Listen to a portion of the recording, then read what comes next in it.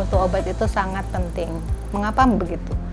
Mengapa demikian? Karena mutu obat itu secara langsung maupun tidak langsung itu sangat berpengaruh terhadap khasiat dari obat, keamanan dari obat ketika obat itu digunakan oleh pasien.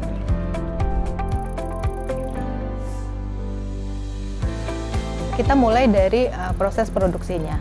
Jadi dalam proses pembuatannya, obat itu harus dibuat berdasarkan prinsip-prinsip cara pembuatan obat yang baik. Kemudian tahap distribusinya. Tahap distribusi juga obat itu harus memenuhi prinsip-prinsip cara distribusi obat yang baik. Dan yang tidak kalah pentingnya, bagaimana pasien menggunakan obat tersebut. Artinya pasien maupun keluarga pasien itu harus memahami dengan baik cara penyimpanan dan cara penggunaan obat tersebut.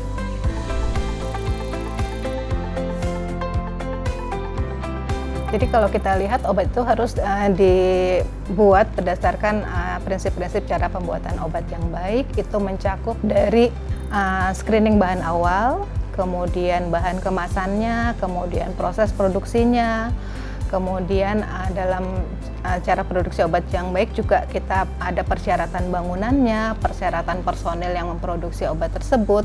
Itu semua sudah diatur sehingga dengan memenuhi prinsip-prinsip cara pembuatan obat yang baik, obat itu akan diproduksi secara konsisten, memenuhi persyaratan mutu, dan sesuai dengan tujuan penggunaannya.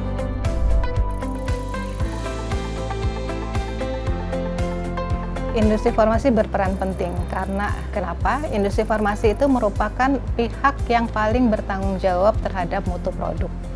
Jadi industri farmasi itu harus memastikan mutu produk itu terjamin mulai dari tahap awal pembuatannya sampai nanti obat itu akan digunakan oleh pasien. Kemudian persyaratan mutu itu sesuai yang terdapat dalam dokumen registrasinya. Dokumen registrasi baik pada saat dia awal maupun setelah dia dipasarkan, ketika dia melakukan perubahan-perubahan itu semua harus dilaporkan dengan melakukan registrasi.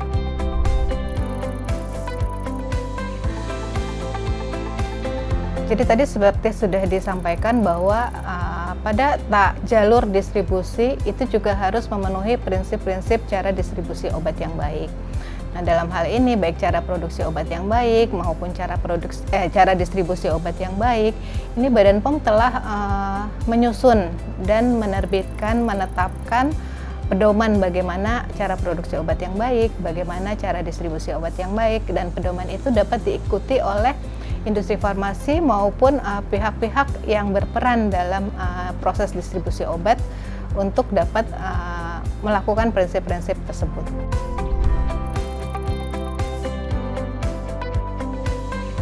Jadi kalau obat itu sudah mendapatkan izin edar dari Badan POM, setelah obat itu diedarkan di masyarakat, pemastian konsistensi terhadap mutu, keamanan, khasiat itu harus terus dijaga sepanjang siklus hidup dari obat tersebut sampai nanti dia digunakan oleh pasien. Nah, dalam rangka memastikan konsistensi ketiga hal tersebut, Badan POM melakukan serangkaian aktivitas pasca pemasaran atau yang biasa kita sebut dengan pengawasan post-market, di mana Badan POM melakukan mulai dari inspeksi ke sarana produksi, inspeksi ke sarana distribusi, kemudian Badan POM juga melakukan inspeksi ke sarana pelayanan kesehatan seperti apotik, rumah sakit, klinik yang memiliki instalasi farmasinya. Kemudian Badan POM juga melakukan sampling terhadap produk di lapangan, di pasar, dan Badan POM juga melakukan pengujian laboratorium untuk memastikan bahwa obat itu tetap memenuhi persyaratan mutunya.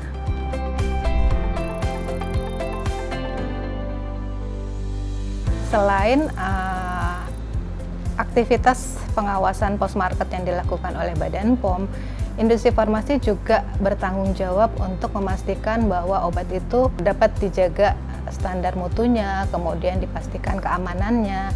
Dalam hal ini industri farmasi harus melakukan aktivitas pharmacovigilance untuk memastikan bahwa produk obat itu akan aman sampai pada pasien yang menggunakannya.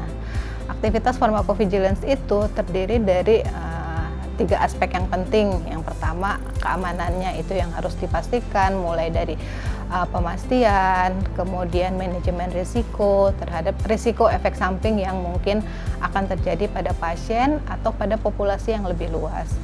Kemudian efikasinya juga harus tetap dipastikan apakah ada terjadi pergeseran efikasi. Kalau di awal itu sudah terbukti bahwa manfaat satu obat lebih besar daripada risiko keamanannya, apakah itu dapat tetap dijaga setelah obat itu digunakan pada populasi yang lebih luas.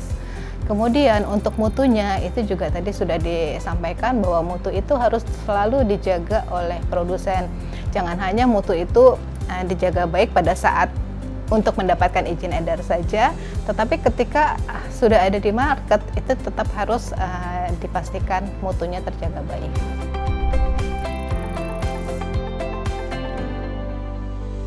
Yang harus dilakukan pasien, yang pertama kan pasien mendapat obat berdasarkan resep dari dokternya. Yang pertama yang harus dipastikan ketika menerima obat tersebut itu pastikan dulu, kalau Badan POM bilang ada cek klik, ada cek kemasan, ada cek kadaluarsa obat, seperti itu harus dipastikan dulu bahwa kemasan obat masih baik, kemudian obat yang diresepkan sesuai dengan yang didapat oleh pasien, kemudian kadaluarsanya harus dilihat bahwa apakah itu masih dalam batas kadaluarsa. Yang pasti juga kalau dokter yang meresepkan biasanya sih obat sudah pasti ada izin edarnya, tapi mungkin bisa dilihat juga pasien memastikan benar nggak obat itu sudah ada izin edarnya. Itu yang pertama harus dipastikan. Kemudian pasien juga mungkin perlu paham bahwa di dalam kemasan obat itu ada informasi produk yang ditujukan untuk pasien.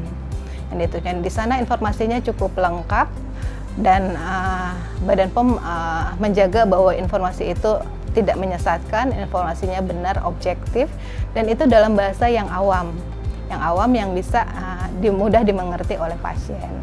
Nah, di situ ada ini, apakah kegunaan obat ini di dalam informasi tersebut, kemudian apa saja yang ada dalam kemasannya, karena misalnya mungkin untuk obat-obat yang membutuhkan misalnya ada inhalasi, ada inhalernya, itu juga dinyatakan di situ.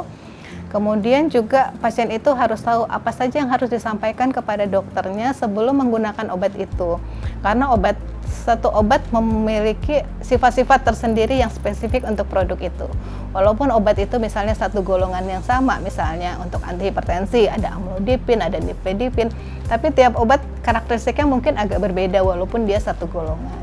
Pasien itu harus menyampaikan dia punya kondisi penyakit apa yang menyertainya. Misalnya apakah dia ada gangguan fungsi ginjal, apakah dia ada gangguan fungsi hati, apakah dia memiliki defisiensi imun, atau dia punya riwayat alergi. Nah, itu harus disampaikan kepada pasien. Kemudian apakah pasien itu dalam kondisi sedang hamil, misalnya, itu harus disampaikan kepada dokter.